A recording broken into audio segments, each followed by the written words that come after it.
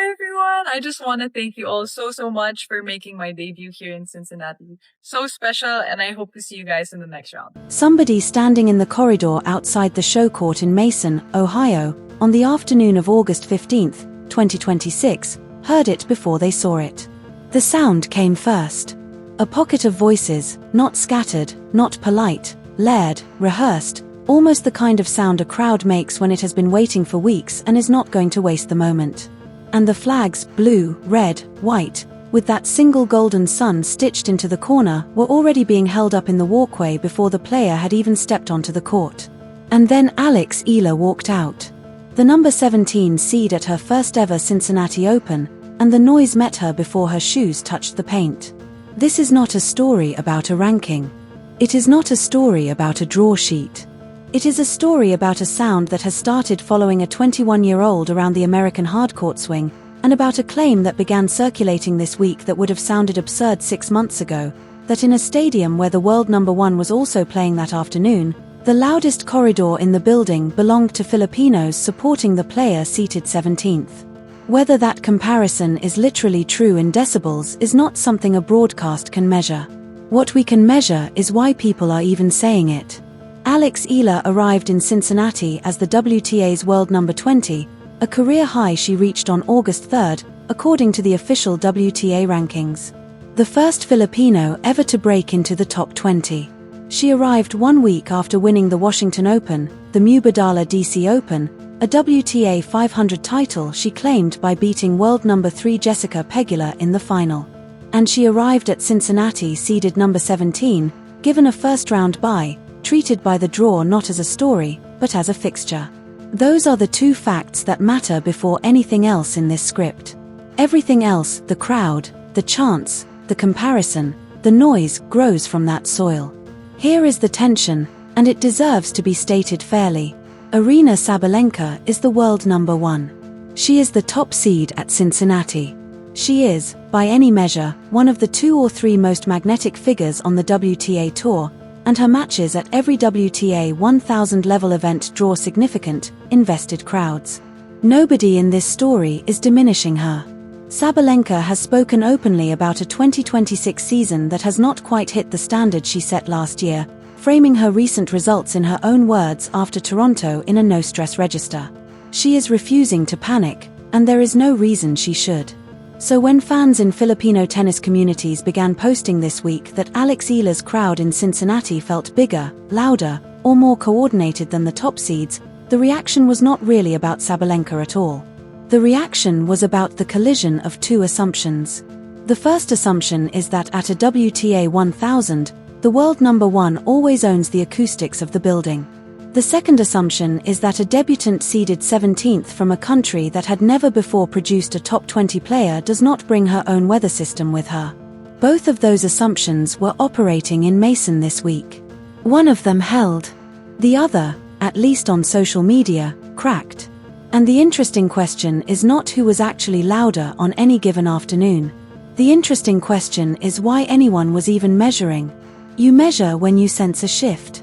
And to understand the shift, you have to look at what Alex Eala brought into Cincinnati on her back. Because none of this arrived by accident. Start with the sound itself. Video from GMA News, ABS-CBN, and a dozen fan accounts posted in the last 48 hours all capture the same scene. Fans walking out for her second-round match against Elena Gabriela Ruse on August 15, flags visible in the stands. Chants audible through the broadcast microphones. And a crowd that, in the reporting of one fan account, had followed her again. That is the phrase people started using, followed, not attended, because the same phenomenon showed up in Washington. It showed up in Toronto, and now it has shown up in Mason. This is not a home crowd. This is a traveling crowd. And traveling crowds are not something a 17th seed traditionally brings to a WTA 1000. The Ruse match itself ended quickly. Eala led 6-1, 3-0 when Ruse retired with a right thigh issue, according to the WTA's official match record. But the score of that match is not the point. The walkout was the point. Which brings us to the seeding. Alex Eala is seeded number 17 at Cincinnati. That means she received a first-round bye. That means the tournament and the ranking system that feeds the tournament treated her not as a wildcard curiosity, not as a story from a smaller country, but as a top 32 player who had earned her exemption from the opening round. That is what makes her placement in this draw quietly historic. She is not being handed a stage. She is being credited for one. And the reason she earned that credit is what she did the week before Cincinnati began in Washington. Eala won a WTA 500 title, the Mubadala DC Open. And to do it, she beat Zheng Qinwen after coming from a set and a breakdown, defending champion Leylah Fernandez while trailing 1-5 in the second set, Aryna Sabalenka in straight sets, and world number 3 Jessica Pegula in a final that ended 4-6, 6-4, 6-0. That final scoreline is the sentence that ended the debate. A 21-year-old in her first WTA 500 final, closing out a top 3 player 6-0 in a decider. That is not a hot streak. That is a resume entry. And that resume entry is what the ranking system responded to. On August 3, 2026, the PIF WTA rankings moved Alex 8 places to a career-high number 20, the first Filipino ever inside the top 20 in the history of the WTA rankings. That is the number that put a bye next to her name in Cincinnati. That is the number that put a seeded line at number 17 next to a country flag that had never appeared in that region of a WTA 1000 draw. And that is the number that people in Filipino communities across North America seem to have taken as their signal. Because from that ranking update onward, the crowds got bigger, the flags got more coordinated, and the corridors got louder. It stopped being tennis fans who happened to be Filipino. It started being Filipino tennis fans, which is not the same thing at all. And any tour player who has ever walked into a stadium organized around a single figure will tell you the difference. Take a breath here, because this is where the story stops being about points and starts being about something else. What is happening around Alex Eala this month is a phenomenon that has a name in fan communities now, Eala Mania, coined on Instagram and Facebook and spreading through fan reels and shared posts. It is worth being careful with a phrase like that. It is a fan coinage, not a journalistic verdict. But when a phrase spreads that fast, in that many places, at that specific moment in a player's career, it is describing something real, even if it is not describing it precisely. Because here is the moment that gives the whole story its center of gravity. In her pre-tournament press conference at Cincinnati, transcribed and published by Tennis 365, Alex Eala was asked about going home to the Philippines earlier this summer, in the weeks before this North American swing. And she said something that most young athletes at her career stage do not say out loud. She said in her own words, "I'm quite out of touch sometimes with what my impact is back home. To experience it firsthand and to interact with the people who support me is enough to see a glimpse into their stories or how tennis has impacted their lives." Read that quote twice. She was telling reporters in the days before she walked into a Cincinnati corridor full of flags that she is still catching up to her own gravity, that the impact she has on people has at times been happening at a distance she could not fully see. And then 2 days later, she walked out of that tunnel in Mason, Ohio. And the impact was standing there waiting for her. She did not manufacture it. She did not organize it. It came to meet her because it had been building the whole time she was learning what it was. That is the ceiling of what this story can prove. Everything above that quote is verifiable. The ranking, the seed, the Washington title, the Ruse scoreline, the video from the walkout. The part that is not measurable, the part the title of this video hangs on, is the comparison itself. Was her crowd genuinely louder than Sabalenka's on any given day this week? Nobody has counted. No decibel meter has been produced. No neutral outlet has made that claim as fact. What has happened is that fans in Filipino tennis communities on social media began saying it, began measuring it in their own way, and began sharing videos side by side. That perception is real. Whether the underlying comparison holds under laboratory conditions is not the point of this story, and pretending otherwise would be dishonest. The point is that the perception exists at all. The point is that a 21-year-old seeded number 17 in her Cincinnati debut is now producing the kind of atmosphere that gets compared out loud with the top seeds. That comparison is the news, not the answer to it.